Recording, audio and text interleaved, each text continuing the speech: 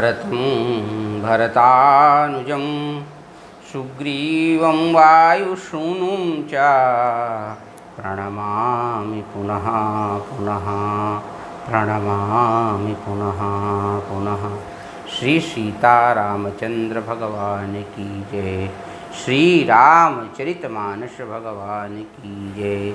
श्री हनुमान जी महाराज की जय। श्री गोस्वामी तुलसीदास जी महाराज की जय। प्रिय मित्रों, ये मानस व्याख्यान माला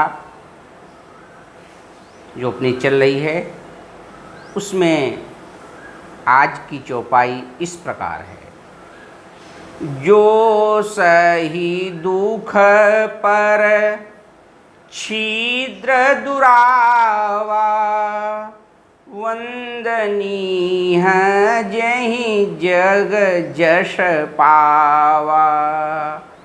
जो सही दुख पर छिद्र दुरावा, वंदनीय जहि जग जस पावा।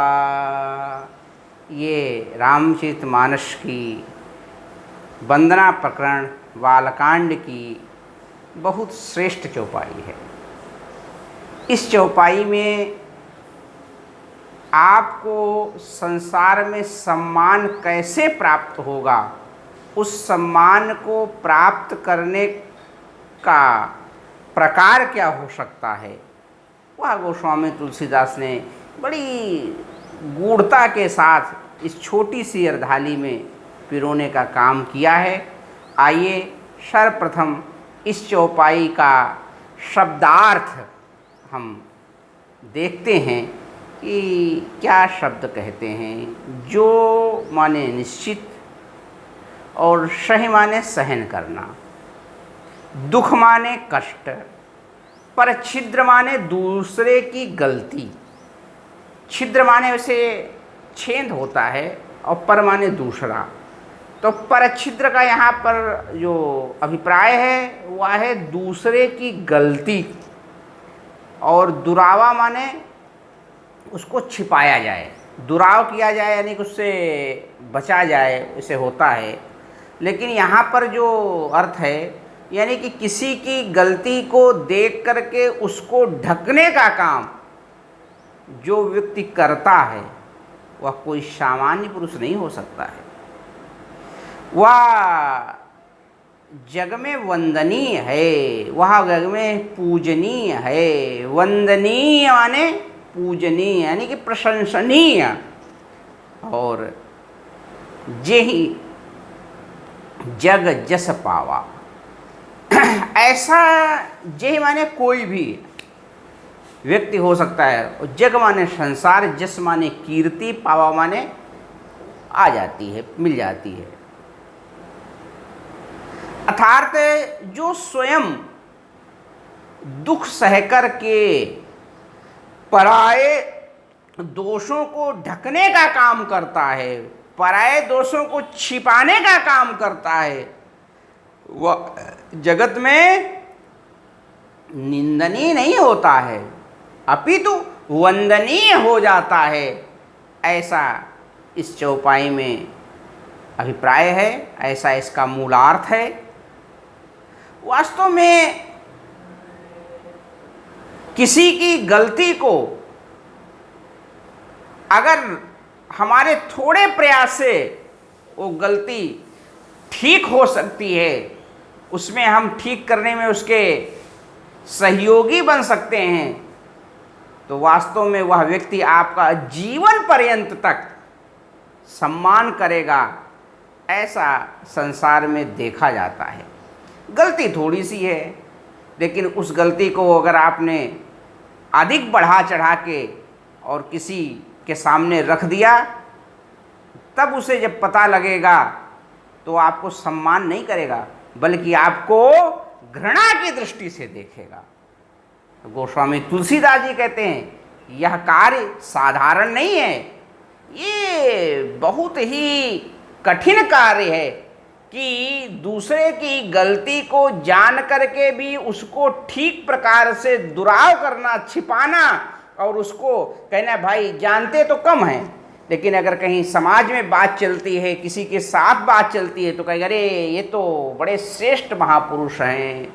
अगर आपने थोड़ी सी प्रशंसा उसकी कर दी, उसकी गलती को ढक करके उसके गुणों का बखान कर दिया, और एक बात आप मान लो, गलती किसके अंदर नहीं होती है?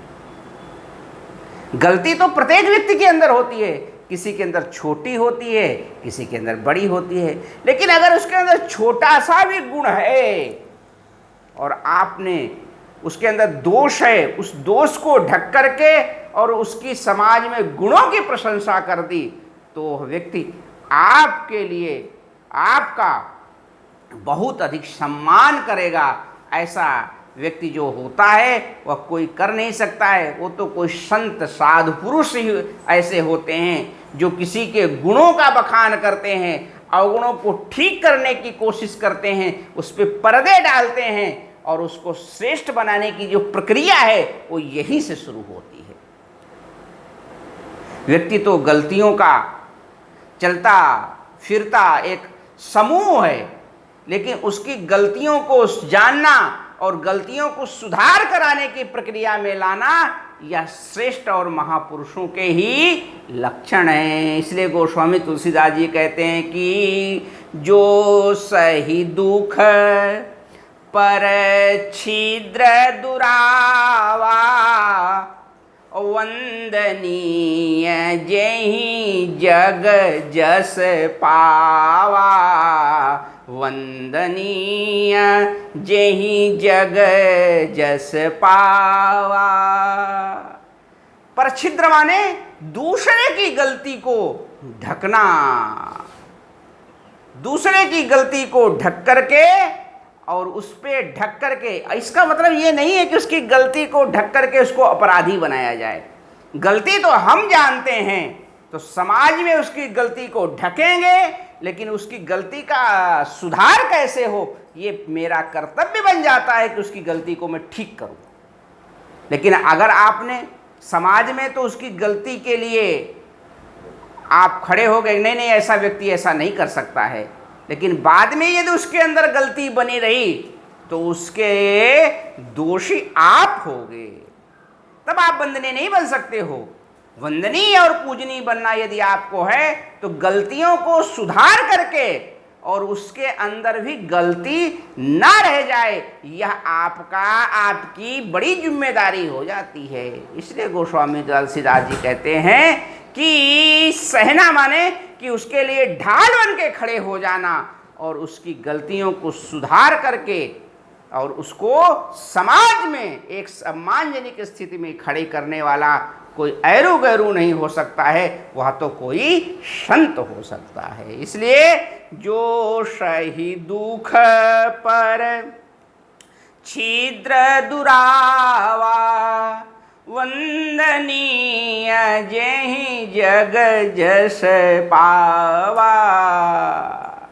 अर्थात यहाँ पर जो कहने का अभिप्राय है कि समाज में संत भी कष्ट सहता है दूसरे के लिए, और कपास जिससे कपड़ा बनता है वह भी कष्ट सहता है।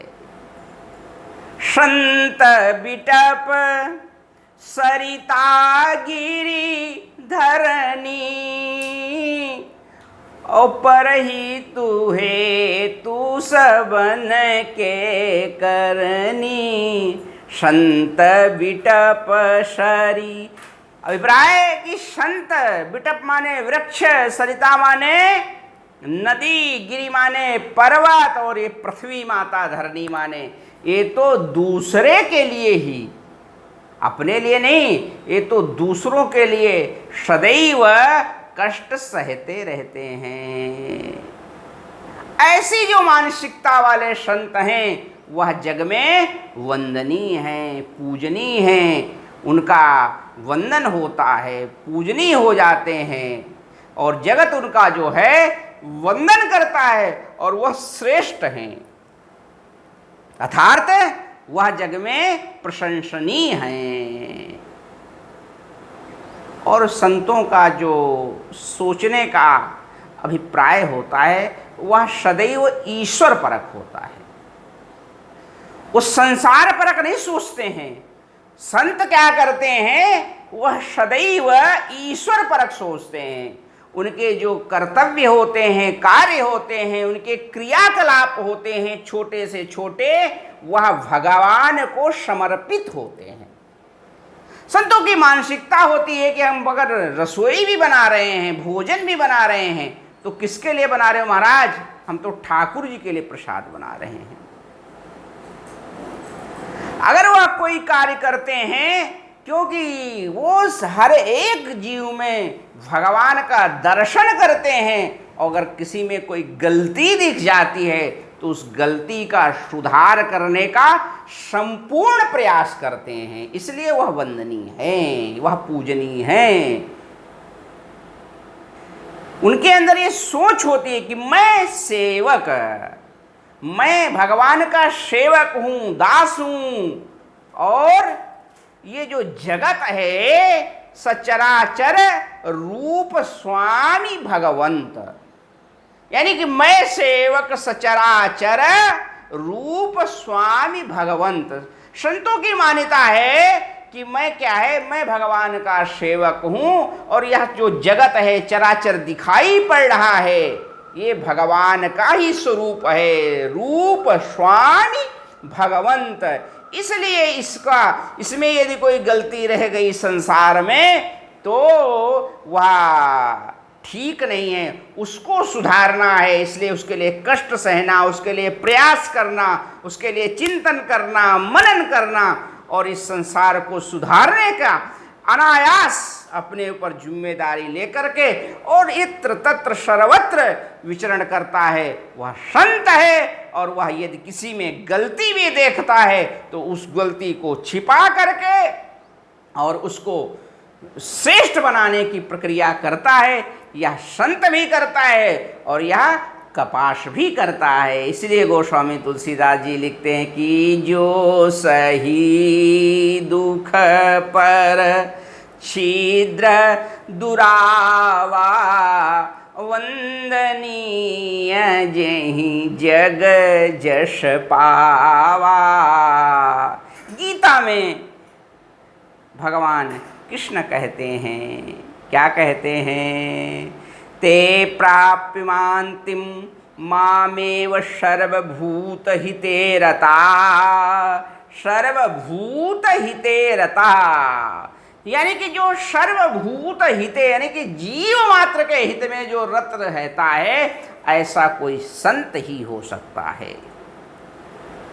वह कोई संत ही हो सकता है जो अनायास सर्व लोगों में रित रहता है, और ऐसा जो हर कार्य में भगवान को समर्पित कर देता है, ऐसा जो कर्तव्य परायण पुरुष है, वह मेरा भक्त है। निरवैरम सर्वभूतेषु सा मामेव पांडवः।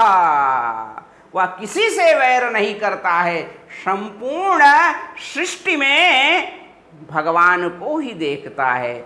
ऐसा जो श्रेष्ठ व्यक्ति है, जो सबका सुख चाहता है। गोस्वामी तुलसीदास जी एक चौपाई लिखते हैं, बड़ी श्रेष्ठ चौपाई है कि कबहू क दुख,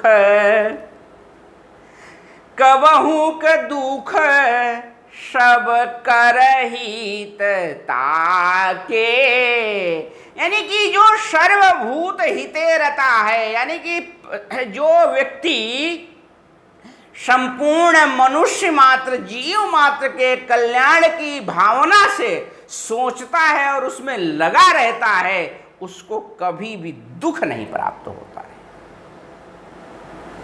मेरा निवेदन, यदि आप भी दुख से छुटकारा पाना चाहते हो, कष्ट से छुटकारा पाना चाहते हो, तो सबके हित की बात सोचना प्रारंभ करें। और यदि संसार में सम्मान पाना चाहते हो तो दूसरे के अंदर दोष निकालना बंद करना पड़ेगा।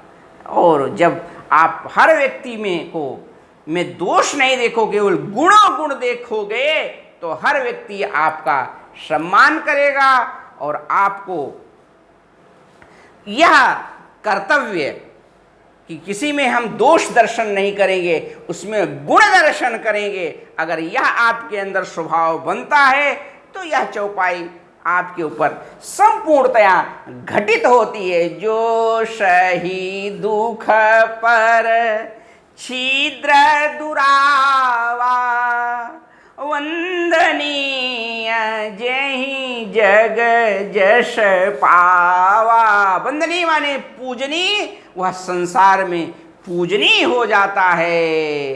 इसलिए गोस्वामी तुलसीदास जी इस श्रेष्ठ चौपाई पर यह एक आपको श्रेष्ठ बनने की प्रक्रिया का दर्शन कराते हैं और हमें भी आज से ही संकल्प लेकर के पर निंदा छोड़नी चाहिए।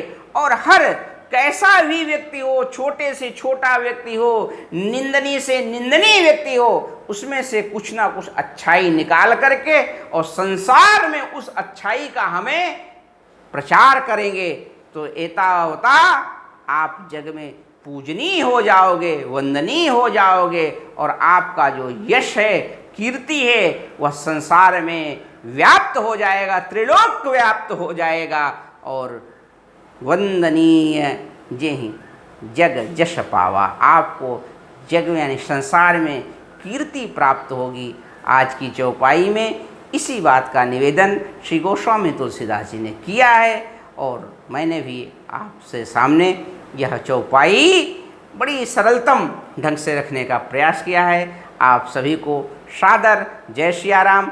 आप इस वीडियो को देखें और अधिक से अधिक शेयर करें, ऐसी अपेक्षा है। जय सिया राम।